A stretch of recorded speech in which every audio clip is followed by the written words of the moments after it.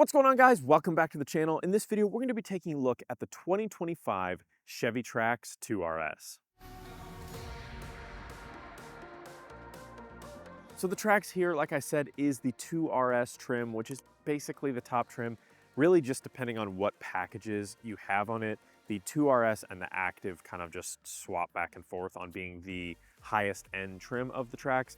But this one here is the more sporty one, so you've got more aggressive accents, black and red stitching and things like that. I really like the look of the RS. It's one of my favorite trims that Chevy has. Now the color we're looking at here is called Marina Blue Metallic. It is one of two new colors for 2025. The other one is called Cypress Gray. And outside of those two color additions for 2025, as well as the 1.2 liter engine now being E85 compatible, that's it. The Trax was very recently redesigned into this much more aggressive and sporty subcompact SUV that you see here.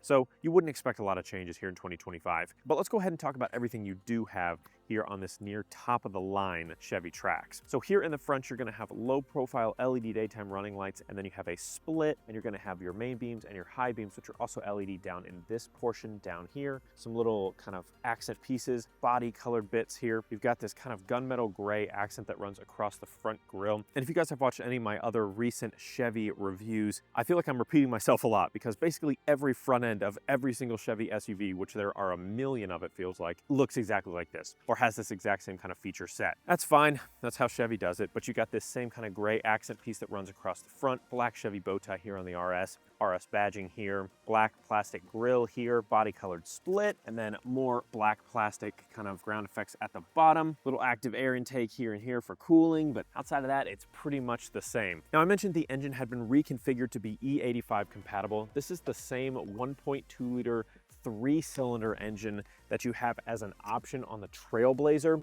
You can also go up to a 1.3 liter turbocharged on the Trailblazer, but only one option here on the Trax. So 1.2 liter turbo, 3-cylinder, 137 horsepower, 162 pound-feet of torque, 32 miles per gallon highway, 28 miles per gallon city, and it's paired with a 6-speed automatic transmission, and now is E85 compatible. Moving back to the wheel wells here, you get a little bit of extra cladding up around the sides. Now this Trax here sits on these really nicely designed 19-inch black painted machined wheels. They're a two-tone wheel. I really like the design of these. Black painted mirror caps, these are manually adjustable, but they do have heating and blind spot monitoring built in. Keyless access here on your door panel. Some nice sporty lines down the sides of the body panels. This one kind of swoops up into the door panel here. Looks really nice. Up top, you've got some black roof rails here, and this one we did option on a power sunroof. The Trax has really undergone a huge facelift, obviously. If you've ever seen a previous generation Trax, they were kind of squatty, a little bit on the dorky side. This one is a really aggressive and sporty looking SUV. Now it's not super quick and it doesn't handle necessarily that great, but design-wise, pretty nice. All right, moving to the back of the Trailblazer here. You've got a body-colored spoiler up top. Doesn't really do a whole lot because this back juts out so much. So you got nice slanted tinted rear glass here with a rear wiper. Black Chevy bow tie on this body-colored piece here. And again, like I said, it juts out pretty far. It's a nice kind of angular, sporty back end. You've got taillights that wrap all the way around the side of the vehicle. Powder black Trax badging. You've got your red RS badging here as well. Rear camera up underneath. Some parking sensors here around. Then you have a black diffuser at the bottom. It is plastic, some reflectors, and then you can't actually see your exhaust down there. You do have one, but you can't see it. No power liftgate option, unfortunately, on the Trax. But if we do lift it up, you see we have a nice cargo shade here, got a cargo net as well. Lift this up. Actually, you can remove this altogether very gently. But that should give you a better view of this cargo area. 26 cubic feet of cargo space with the second row seats up. If you fold those down, 54 cubic feet of cargo space. You can also move the cargo net out of the way, lift up the floorboard here. You have a spare tire up underneath and a decent bit of additional storage around the sides. Some pockets as well. You got some lights back here, hooks, like I've said. Yeah, that's about it. Let's go ahead and hop inside. All right, so hopping here inside the cabin of the 2025 Chevy Trax. This is gonna be the same cabin we had last year, no changes. But let's just go ahead and start over on the door panels, work our way across and talk about everything we've got here. So hard black plastic on the door panels. It's what you're just gonna come to expect, not only on a Chevy, but also on one of the lowest priced Chevys you can buy at about $27,000, $28,000. Hard black plastic here. You have a little bit of leather on the door panel with some red accent stitching. Then you have a little bit of a textured plastic bit, and then everything from knees down is hard black plastic, and that goes for everywhere in the cabin. Center console as well, rear door panels, all the same. Across the dash, you're gonna have hard black plastic, but it's a little bit more textured and interesting than what you've got over on the door panels. Same with little red accents, a little bit of badging up top with some red RS and checkered badging, and then gloss black plastic, which is everywhere in here, unfortunately. And then again, like I said, hard black plastic on the glove box and everywhere down from that. You've got some little vents over here that are very, very sporty, Camaro-inspired vents with some red accents on the inside and on the little adjuster in the middle. A little bit of satin around that and more of that red accent that runs all across the dash, like I mentioned. Lighting controls on the left side. Then you have a pretty sporty steering wheel here. This has some perforated grips on the side. It's a flat bottom steering wheel with some gloss black plastic on it. Black Chevy bow tie, red accent stitching around the inside. Like I said, perforated on the sides. This is a heated steering wheel as well, which is super nice to have, especially if you live in those colder climates. You've got all of your adaptive cruise control and heated steering wheel buttons on the left side of the steering wheel, and media controls and controls for your driver information display on the right side. Light controls on the left stalk, wiper controls on the right stalk, and then past that you have an 8-inch driver information cluster. This is somewhat customizable. There's like 3 gauges you can choose from. You can choose infotainment, you can choose vehicle information, and you can choose a clean design. But other than that, not a whole lot of customization, just those few different options that are kind of preset you can choose from. If we move on over from that, you've got an 11-inch Chevy infotainment system. This is their most up-to-date system. And similarly to what you get on the Trailblazer, this is a much more stripped down version of Chevy's traditional newest infotainment system. So other vehicles on the higher end will have all kinds of extra stuff added in. This is like a bare bones system, but I actually kind of like it. It carries the same stylings as the more expensive system, but it just has just what you'd want, at least what I would want. You've got wireless Apple CarPlay and Android Auto, on-screen climate controls, settings, Wi-Fi hotspot, AM, FM, Sirius XM, and Bluetooth, vehicle information, traction control, and a rear camera. That's about it. I just mentioned a lot of features, but as far as icons go, Apple CarPlay, Android Auto, climate control, settings, Wi-Fi hotspot, and then you have a little bar on the side that has like your music and stuff. It is so stripped down, and I prefer it, to be honest. You've got some vents here underneath, little satin trim that runs around that, push to start engine button. You've got your climate controls down below that. It's a single zone automatic climate control system here on the Trax. Below that, you've got a 12-volt outlet, 1 USB-C port, 1 USB-A port, and then a Qi-enabled wireless charging pad. Down here, you've got buttons for your auto start stop engine. Then there's a nice blank button where sport mode would normally be. And then there is a lane keep assist button as well. Kind of a rubber shift knob with a little bit of leather trim at the bottom with some accent stitching, little red RS badging as well. Manual mode buttons. And again, this is a 6-speed automatic transmission. You've got 2 cup holders and a phone holder on the side here,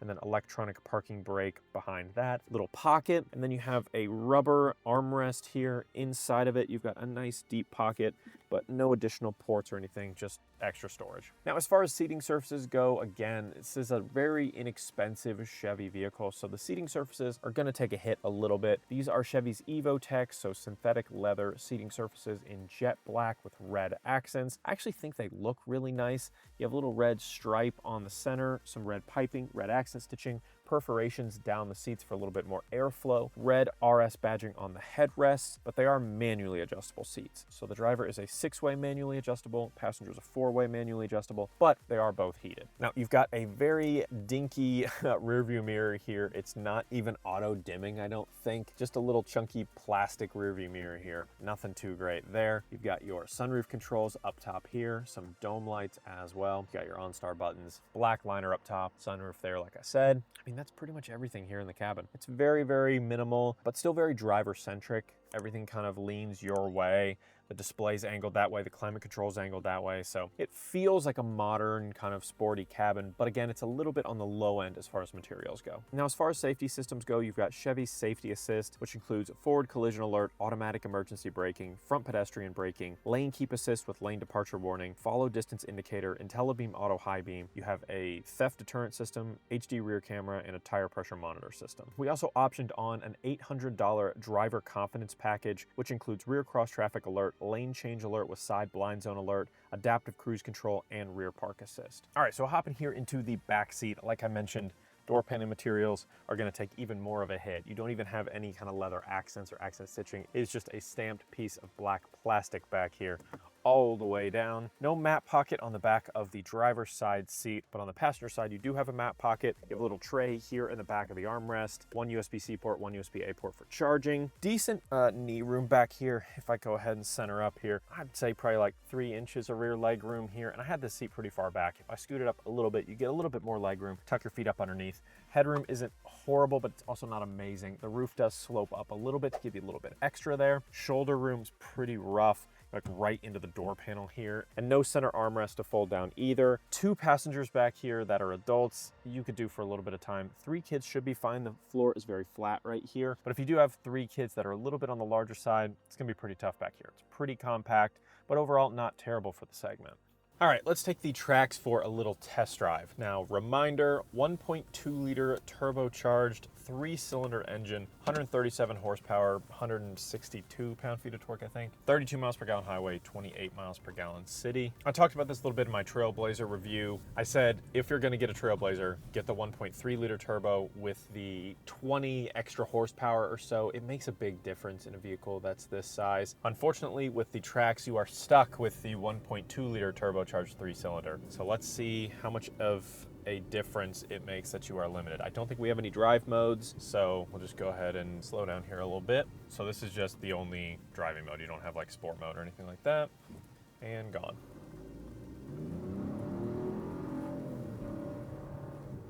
Ooh, sporty sounds. Not super quick, and it took a good bit to accelerate right there. A few seconds of delay there, probably that turbo delay. We'll get it going here again.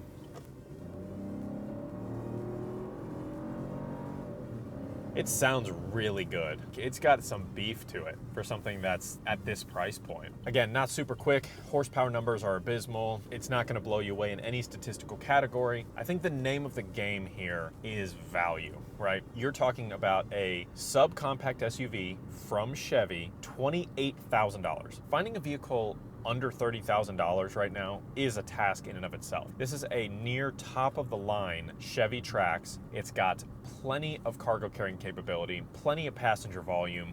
You've got some nice technology. You've got some nice accent pieces with this steering wheel design. It's heated. You've got heated driver and passenger seats that are synthetic leather. You've got some nice cabin accents throughout. Wireless Apple CarPlay and Android Auto. Sunroof, really an attractive design overall, in my opinion. I kind of think the Trax is worth buying. And I know I'm kind of skipping ahead here in my normal test drive progression, but I think if you're looking for the best value small SUV like this, definitely go check the Trax out. The engine is the biggest thing, in my opinion, that's holding this thing back from being really, really fun. Even if they gave you the 1.3 liter turbo as an option with that increased horsepower, I think it would make a big difference and make this thing even better. And I know that's such a small increment going from 1.2 liter turbo to 1.3 liter turbo. I think the increased horsepower would just make this thing feel a little bit more sporty. But as it stands now, it's definitely worth checking out in my opinion. But while we're here at idle, let's get a DB test.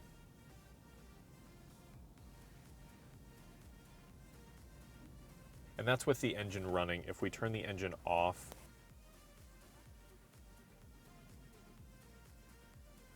about 39 dB there with everything off. And then we can cruise here a little bit, get a city speed dB test.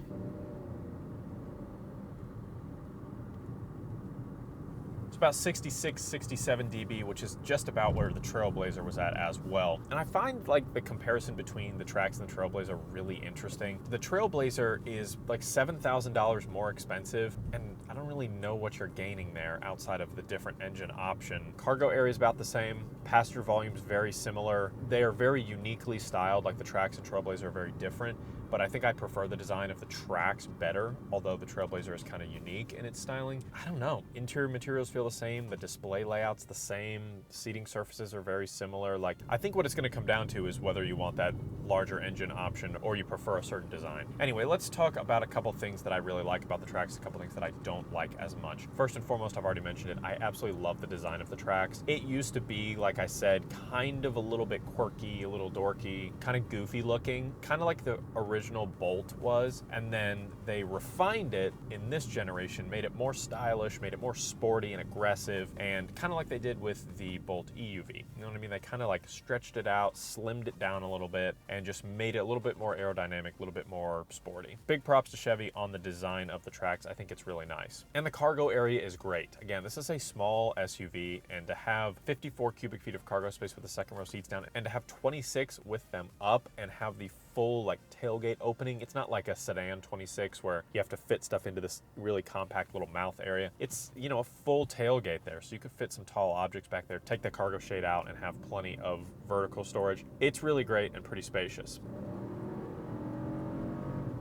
It really does sound good. I'm not even just saying that. I think number 3, again, would have to be the price point. It's really hard to find vehicles at this price point at about $28,000 that have the feature set that the Trax has with the design that the Trax has. So again, big props to Chevy for being able to put out an affordable package that is going to be accessible for most people. Not everybody, but most people. And it's a 2025 model, so you're still getting in right at the top. You're not missing out on anything. But let's talk about 3 things that I don't like as much about the Trax. First and foremost, again, the engine option, singular. I really wish they'd give you an additional engine option, at least something to choose from, or maybe just slap it on the sporty model. Slap it on the RS. You know, put the 1.3 liter turbo with the increased horsepower here on the RS model, just to give it that extra oomph and not just be an appearance package. For number 2, again, this is a value vehicle. I'm putting this in perspective, but the materials in the cabin could be a little bit better on the door panels. Again, $28,000. I'm not complaining too much. And for the third thing, this is really a me specific thing. I just don't like this rear view mirror. It's just so cheap, so basic. It's not even auto dimming. They could do a little bit better. Let's go ahead and get it on the highway here. We'll do our adaptive cruise control, and we'll get a DB test here once we get going. All right, DB test on the highway here.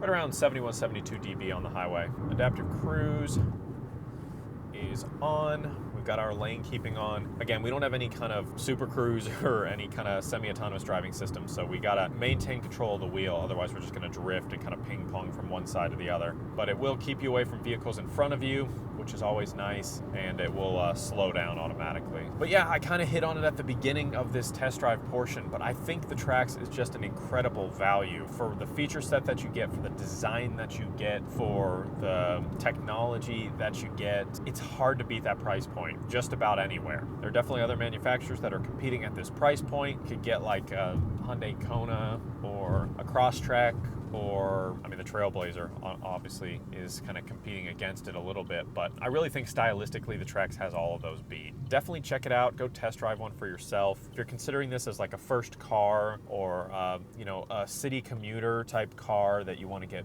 decent fuel economy but still have some storage capacity, I think it's well worth checking out the Trax. The only thing really holding it back for me is just the power. Decent fuel economy nonetheless. So thanks so much for watching, guys. I hope you enjoyed the video. If you did, drop a like. Let me know down in the comments what you think. Have you test driven a Trax? Do you own one? Are you going to pick one up? Let's talk about it down in the comments. And don't forget to hit that subscribe button to be among the first to see every single new video the second I hit publish. We'll see you in the next one.